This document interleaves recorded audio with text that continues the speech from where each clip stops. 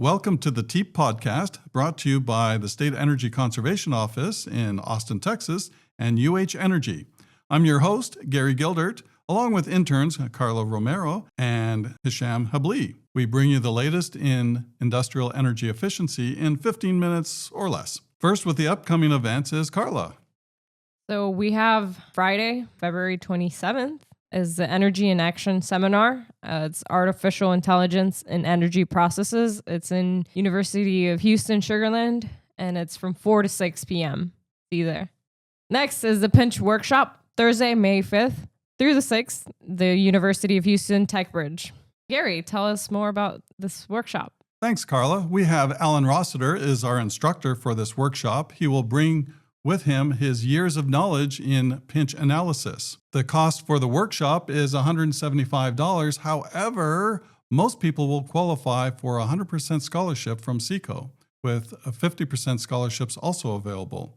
I hope to see you there. I'm excited about it. I think it's going to be a great workshop. There's even booklets and worksheets. It's going to be fabulous. Yeah. Talking about more fun events is a water forum that same Thursday, March 5th, also at Tech Bridge. Exactly. This is our annual water forum. We have 3 excellent speakers lined up for this 2-hour event. As Carla said, it's also at the Tech Bridge. It will be following the Pinch Workshop. And following the water forum will be the STS AICHE monthly dinner meeting. And we've snagged another speaker on water conservation. Actually, it'll be someone from HARC talking about water and data centers. Next is the Energy Transition webinar series. It's Tuesday, March 10th at noon. I'm really excited about this one. Again, we have a member of TEEN for this webinar. It's Todd McAllister from Spear.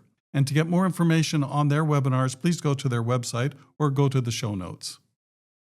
Talking about the workshop and webinar series, Gary, have you been to any good events in the last month? Actually, I did. The Energy in Action seminar, AI and Net Zero Journey with Shell. That was actually a really interesting event. That was held February the 13th at the University of Houston Sugar Land campus with a gentleman from Shell. Please look at our show notes for more details on that.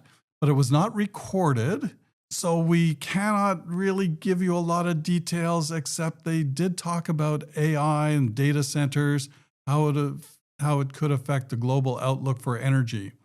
Their basic conclusion was it's not going to have a big impact globally. However, in Texas, that's a different story, and actually challenged him a little bit on that. And he admitted, yes, it's going to have a much bigger impact on Texas, where we live. So there's going to be a lot more about AI and data centers coming in our future podcasts. The other event to talk about, and everyone here, I hope, has seen it, was the Energy Transition webinar series. Another person from the TEEN network appeared on that webinar. That was our friend Dub Taylor from PACE, talking about project financing. This was recorded, so I encourage you to go to the ETI website to find that recording. Next up, we're going to talk about some articles that we've read. Specifically, Carla, tell me about some of the articles you've read about on AI and energy efficiency. Yeah, so the AI is becoming more popular now, and so is AI-powered energy management systems. They continuously monitor, analyze, and optimize energy consumption patterns across industrial facilities. And really, these systems use algorithms, machine learning algorithms, to predict equipment energy needs, maintenance. They identify inefficiencies, and they also automatically adjust operations for its optimal performance. There's some pretty crazy claims that I'm reading on some of these articles. Yeah, they say they provide real-time process adjustments that human operators cannot match in speed or accuracy. Yeah, well, I was in plant operations for just about 10 years myself, and associated with plant operations for quite a few years after that as well.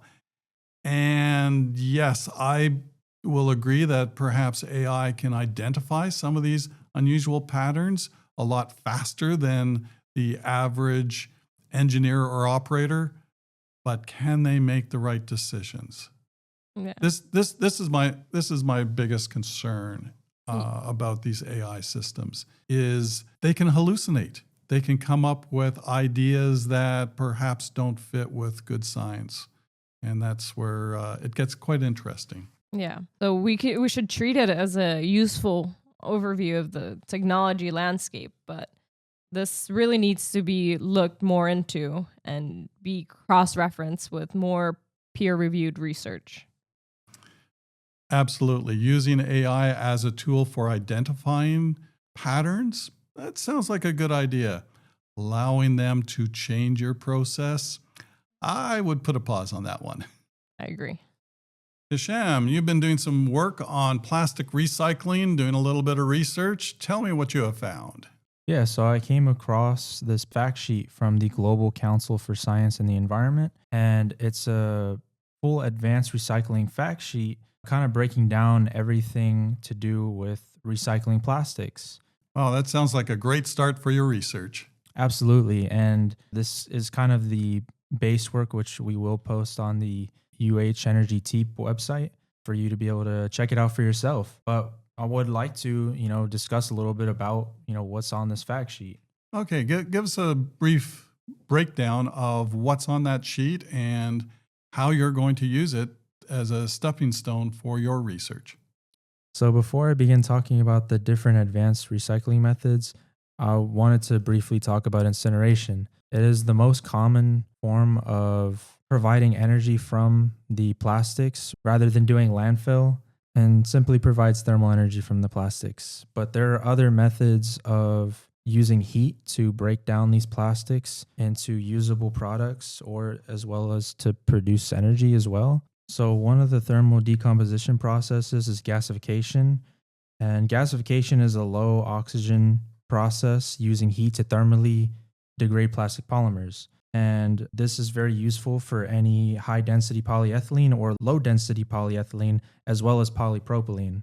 Then there's also pyrolysis, which we've discussed before, especially in referring to hydrogen. But in this case, we're using pyrolysis to thermally degrade these plastic polymers as well. And then again, this is also very useful for high density polyethylene, low density polyethylene, polypropylene, and also polystyrene. And another one is the hydrothermal processing, where you're using high temperature and high pressure water to degrade these plastics again. But in this case, you're producing oil and syngas, again, used for high density polypropylene, low density polypropylene, polystyrene, and also PVC. Then we get into another section of this fact sheet is the chemical decomposition processes that it presents. So there's the process of chemolysis, where you're using a catalyst and heat as well to degrade these plastics, good for high density polypropylene and low density polypropylene.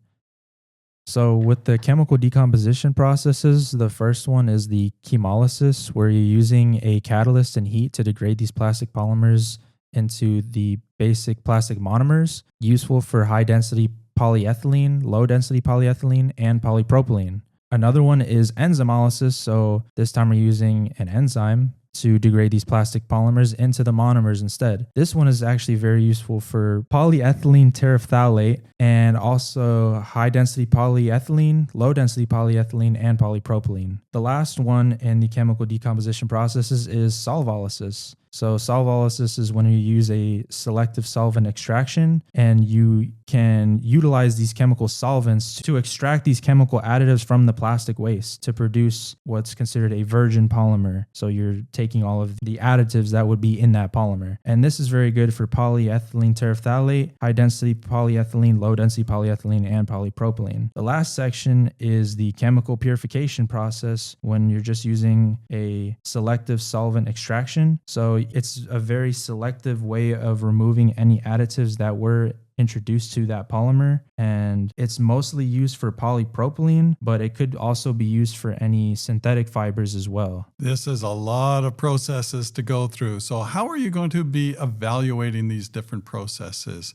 So with these processes, mostly what I would focus on is the thermal decomposition process and kind of looking at just the heating value that would be provided from whatever the product is. We're not going to look at so much the economics in terms of the value of the products that can be produced after you do these chemical decomposition processes, even though there are very valuable products that can come from this, breaking things back down into the monomers, and then you can then polymerize it or change these molecules in whatever way you want. In the perspective of the Texas Industrial Energy Efficiency Program, we will focus on the actual energy input and energy output of products that come from gasification, pyrolysis, hydrothermal processing, and incineration as well. So we can look at all of these processes through the lens of energy conversion efficiency. And that's what we do around here. Yeah, I'm looking forward to looking deeper into all of these processes, and I also look forward to writing this up in next month's newsletter for March. I'm looking forward to seeing what you come up with. So that's it for this week. Thank you very much.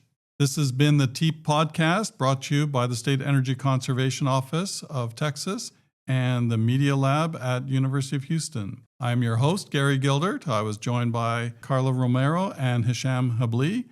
We'll be back next week with an interview delivering industrial energy efficiency in 15 minutes or less.